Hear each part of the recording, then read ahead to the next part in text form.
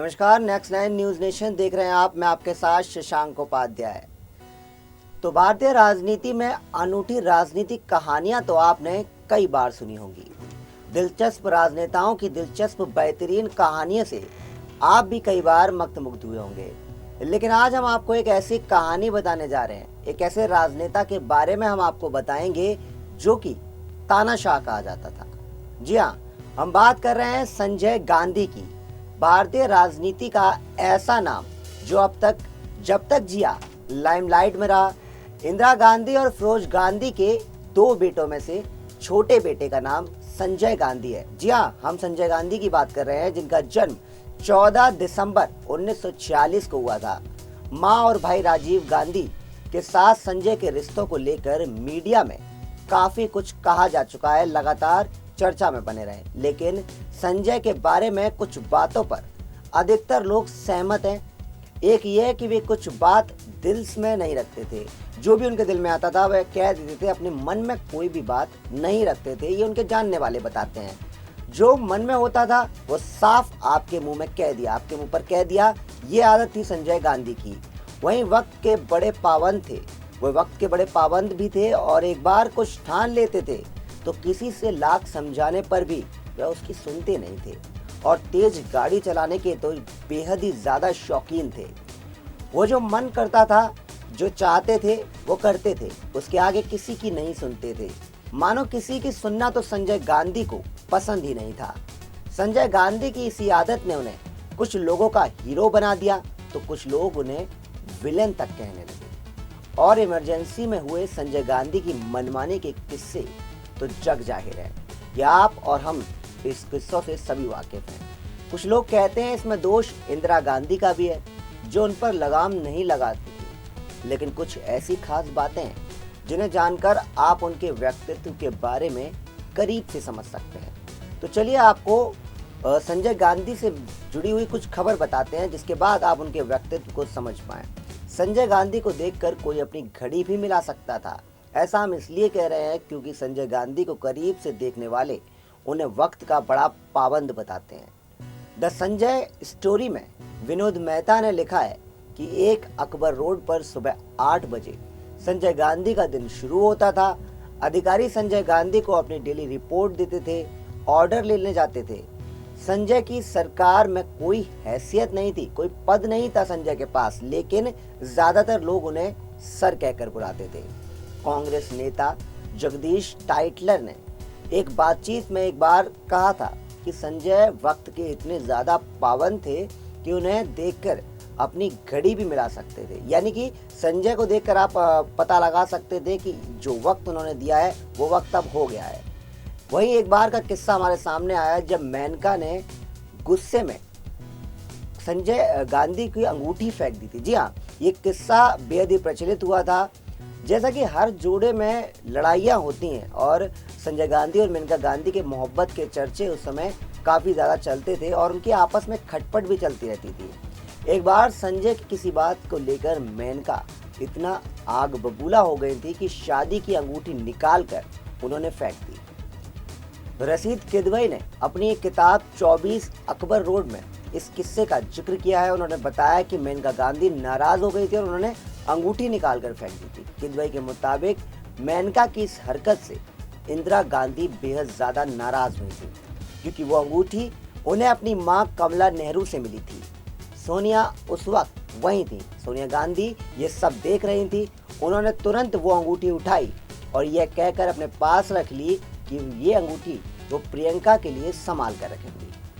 वहीं पार्टी में सबके सामने संजय गांधी ने इंदिरा गांधी के ऊपर हाथ उठाया था। एक किस्सा ये भी काफी ज्यादा प्रचलित हुआ था जब इंदिरा गांधी ने आपातकाल की घोषणा की।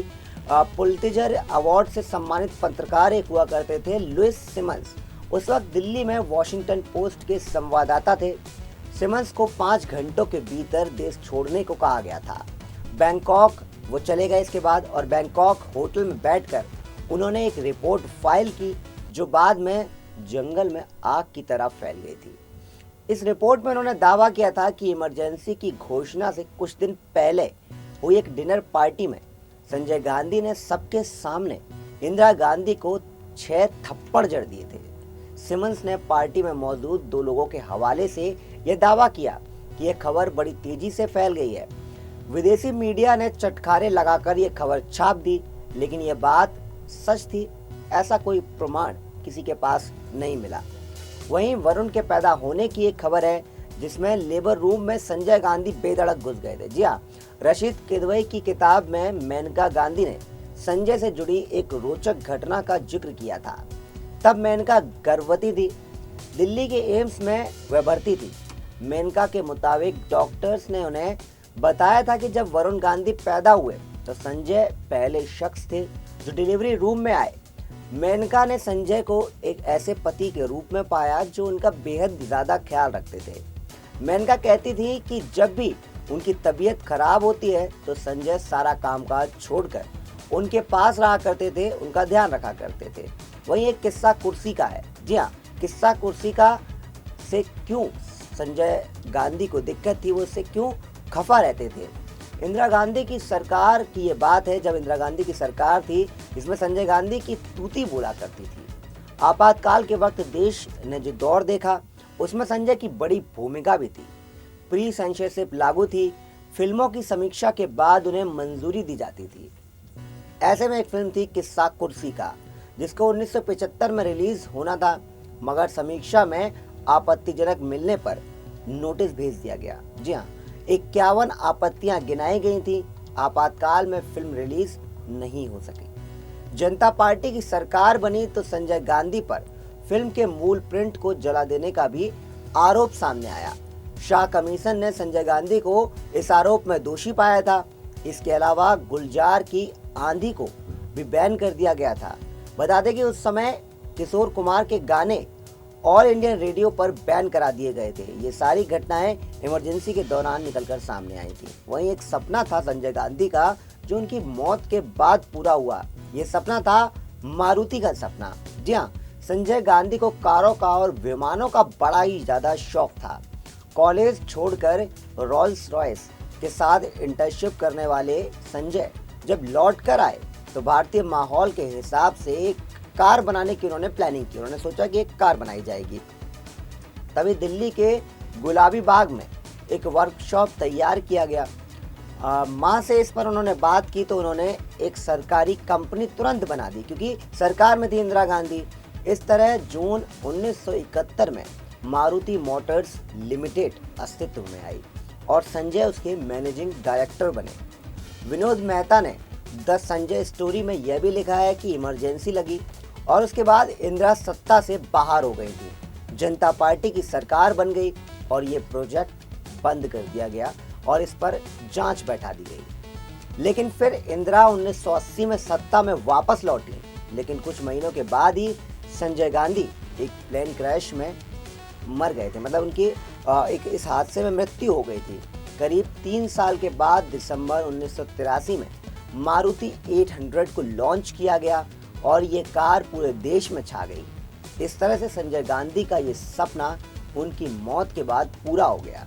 तो ये पूरी कहानी थी संजय गांधी की, जो कि राजनीति में किसी पद पर कभी नहीं आए, लेकिन उनकी राजनीति के किस्से किसी बड़े राजनेता से कम नहीं थे।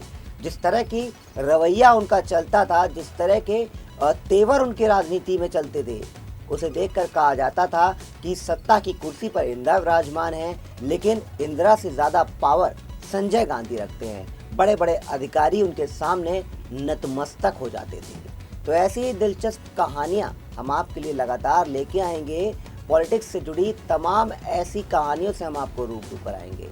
आप अभी हमारे इस चैनल को सब्सक्राइब कर लें ताकि कोई भी कहानी आपसे छूटे ना और हर दास्ता को हम आप तक पहुंचा सकें, आपको रूबरू करा सकें। फिलहाल के लिए मुझे दीजिए इजाज़त। नमस्कार।